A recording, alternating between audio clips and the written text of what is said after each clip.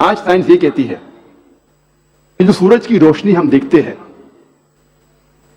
It is due to a chemical reaction.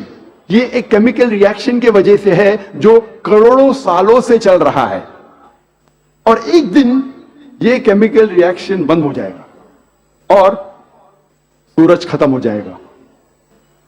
Science یہ کہتی ہے کہ ایک وقت آئے گا جب سورج نشٹ ہو جائے گا, ختم ہو جائے گا. قرآن میں اللہ تعالیٰ فرماتے ہیں سورہ یاسین میں سورہ نمبر 36 آیت نمبر 38 میں وَالشَّمْسُ تَجْرِي لِمُسْتَقَرٍّ لَهَا, کہ سورج جا رہا ہے اپنے مستقر کی طرف. سورج جا رہا ہے اپنے ڈیسٹینیشن پہ. سورج ایک مقرر وقت کے لیے ہے.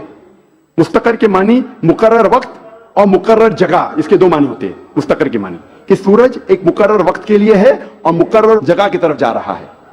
اور سائنس یہ بھی مانتی ہے کہ سورج کائنات کے ایک نقطے کی طرف جا رہا ہے جس کا نام ہے سولر اپیکس. قرآن میں لکھا ہے مستقر, مقرر جگہ کی طرف. سائنس کہتی ہے دونوں معنی مستقر کے, مقرر جگہ اور مقرر وقت, دونوں الحمدللہ صحیح ہے.